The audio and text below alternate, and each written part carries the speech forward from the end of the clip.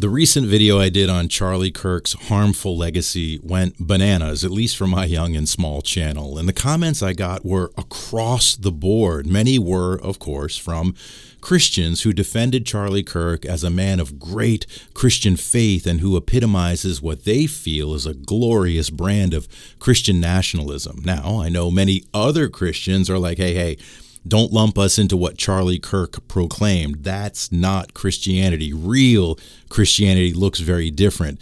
To many real Christians, Kirk was no more a Christian than the Easter Bunny. That's not for me to sort out. It's for you Christians to sort through. Pick a lane here. What do you want or not want Christianity to be, and who gets to decide? We agnostics and atheists will watch from the sidelines while you all figure it out. If this doesn't expose the flaws and harm in religious belief, I don't know what will. One thing's for sure, though. Kirk's brand of Christian nationalism won't last. It can't last, and I'll explain why. Hello, my friends. I'm H.G.Roberts, deconverted Christian after 25 years and author of On Monsters and Phantoms, and here we talk about religious trauma and how the Bible itself ties us up in knots, leads to confusion, anxiety, fear, doubt, depression, emotional oblivion, mental paralysis, and ultimately, of course, trauma. I have a master's degree in mass communication, so I'm specifically interested in the messages the Bible communicates to us today, the cognitive filters in our minds that we use to interpret those messages, and finally, the harmful impact those messages have on ourselves and our worldview. I'm sure some of you will disagree with this definition of Christian nationalism, but here goes. Christian nationalism is a modern movement that blends Christian identity with national identity, especially in the United States. It teaches that America was founded as a Christian nation, which we could argue all day long that it wasn't, and that America must return to that Christian heritage by privileging Christian values, laws, and culture in public life. Unlike ordinary Christian political engagement, which allows for pluralism, Christian nationalism often equates being a true American with being Christian and views secularism or other religions as threats. It emphasizes conservative moral laws, uses patriotic and religious symbols side by side, and often resists outside influences. Today, it has grown through culture wars and partisan politics, and it functions as less of a theology and more as a powerful identity movement linking faith, politics, and national destiny. Now, I'm sure there's nuance here that can be and will be debated, but here's my point. No matter how strongly we think Christian nationalism is taking hold of America, it won't hold sway for very long because Christianity has a way of, ebbing and flowing over time. It's rarely stagnant, which is problematic when you have an immutable God who's supposed to be the same yesterday, today, and forever, and whose laws and morality shouldn't change. In fact, I'd argue that Christian nationalism is itself a reaction to a quasi-Christian, liberal, and inclusive agenda that some would say got us here in the first place. If you look closely at how both political parties view and use Jesus, we've got a spectrum of application. Is he inclusive or exclusive? And to what degree? And again, who decides? It's easy to make claims in the abstract, but when it comes to truly defining Jesus and his mission, it gets a little slippery. That actually should give us some hope. Stay with me on that. When you look back over recent history, especially the past 200 years or so, and you track how Christianity has evolved, shifted, and reacted with the times, one can imagine that we're just in the midst of a fleeting revolution right now that will fade from the national spotlight before too long. How long? It's tough to say. It could shift even with our next president. Just look at how things have shifted since the late 1800s. In response to biblical criticism, Darwinian evolution, and modernist theology, many conservative Protestants in the U.S. began emphasizing biblical inerrancy and traditional doctrines. Then from 1910 to 1915, you have the set of 12 booklets called The Fundamentals, a testimony to truth, which was published and distributed widely. These His essays defended core doctrines like the virgin birth, substitutionary atonement, the bodily resurrection of Christ, miracles, and, again, the inerrancy of Scripture. This gave the movement its name, fundamentalism. Then, in the 1920s and 1930s, fundamentalism gained national attention in the U.S. during controversies like the 1925 Scopes monkey trial, which highlighted tensions between fundamentalists and modernists, especially over teaching evolution in public schools.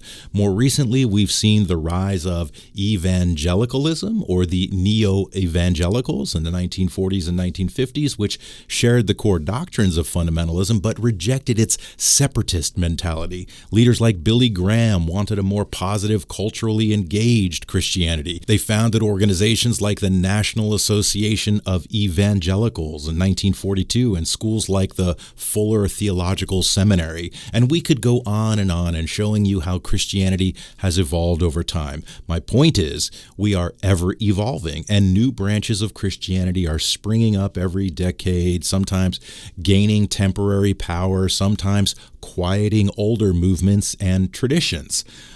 I'm not saying Christian nationalism goes away completely with a more liberal, left-leaning president.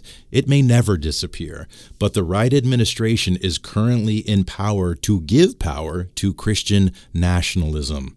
And, of course, Kirk's death has only added to that. But pay attention to how almost immediately after Kirk's death, real Christians were quick to distance themselves from Kirk and the Christian nationalist movement.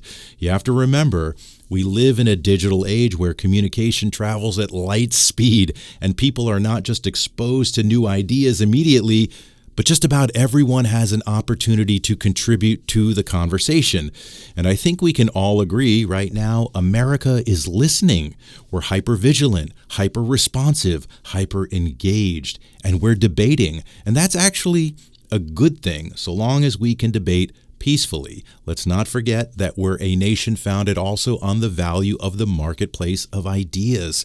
I would argue that our founding fathers left room for us to debate and be a pluralistic nation. And right now, the marketplace of ideas feels crowded, and there's a lot of people, including me, hawking their wares. We merchants are trying to entice you to come to our booth because we've got goods we think you need and should buy from us. And we each believe that our goods are the best goods and the goods that will solve all the problems. That's okay. That's the power of a marketplace of ideas.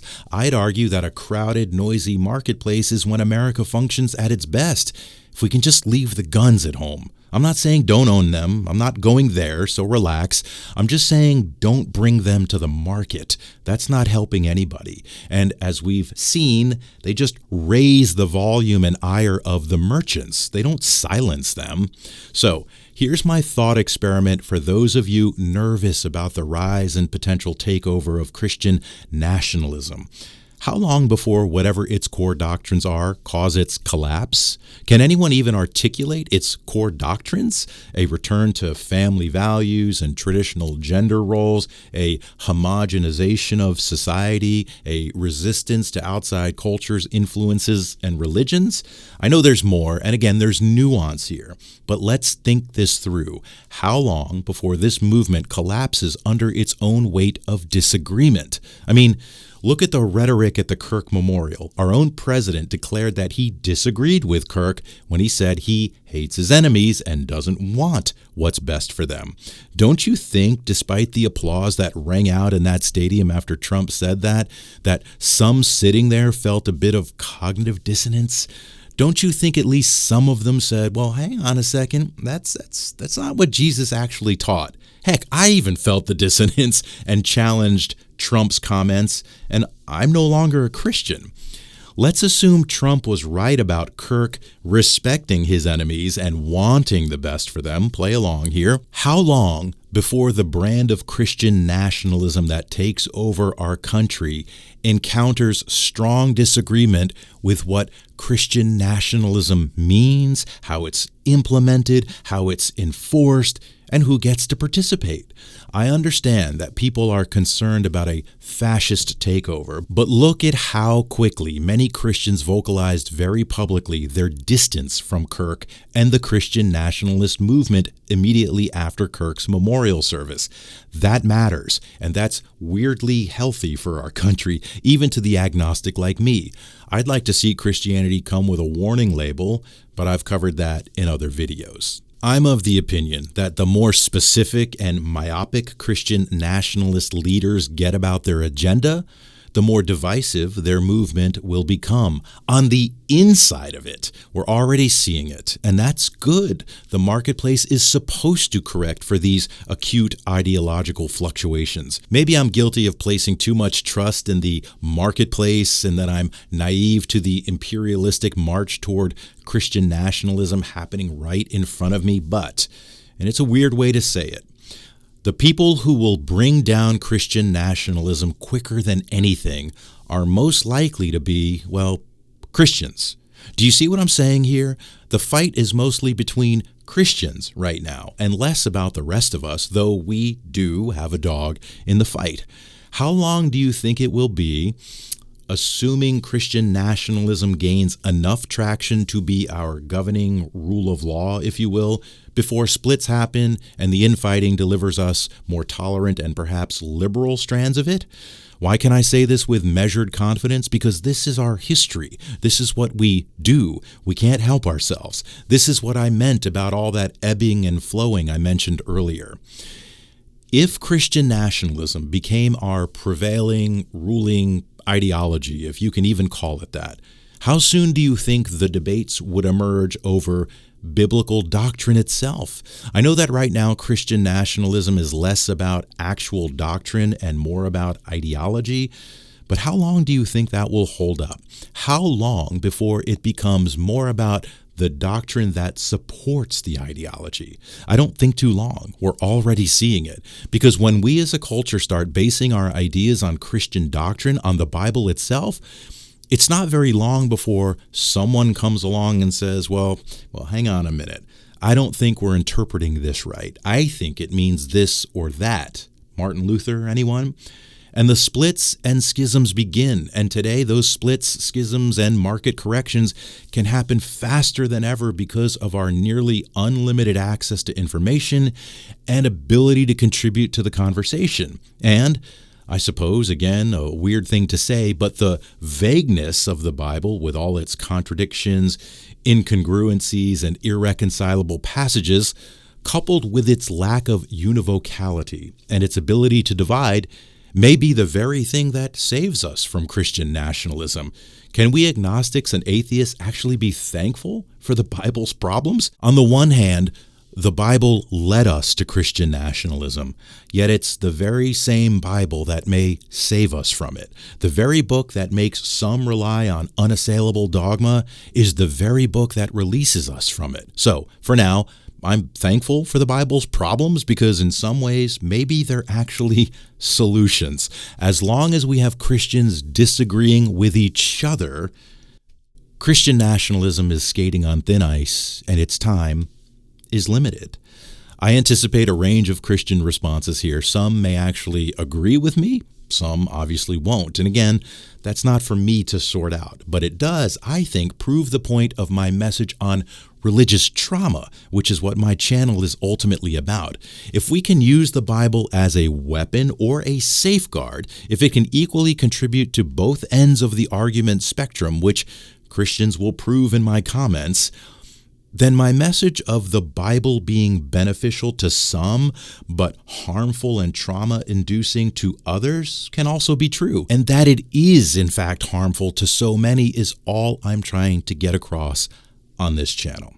Well, I said in my Kirk video that I won't do another political video, and maybe this one is more humanitarian than it is political? Who knows? Tell me what you think. Where are you guys at with all this? I think this is an important and fascinating discussion. Thanks for being here, everyone. If you want to support this channel, please like, subscribe, share, comment, and don't forget to turn on notifications so you don't miss my next conversation starter. But A way to support the channel financially, since I don't have Patreons or sponsors, is to do what many others have already done and purchase On Monsters and Phantoms. That's this book right here. It's my memoir about severe religious trauma and deconversion from Christianity. And leave me a review. It's a raw and honest look into the diabolically harmful mind games Christianity plays with us. The link to it on Amazon is below. I appreciate that. If you do buy it, let me know via email in addition to a comment so I can publicly thank you in my next video. And now to thank Sean M. Vincent Videos for purchasing and reading the book. I appreciate that. I hope you'll leave a review because it's your words, everyone, not mine, that will help other potential readers evaluate the helpfulness of this book. I try to put out a new video each Wednesday and Sunday morning at 7 a.m. Eastern Time, where we take a deep dive into what religious trauma is, how it forms, in whom it's most likely to form, and what we can do about it if it does form. If you'd like me to cover a specific topic, let me know in the comments. And if you're new here and curious about religious trauma or think you may be suffering from it, first of all, welcome to the channel, but then explore it to see what other topics I've covered and what resources are available to you. And until next time, let's continue to catalyze a conversation together about religious trauma to let those who suffer from it know that there's hope, and to let those who dismiss it know that it's real.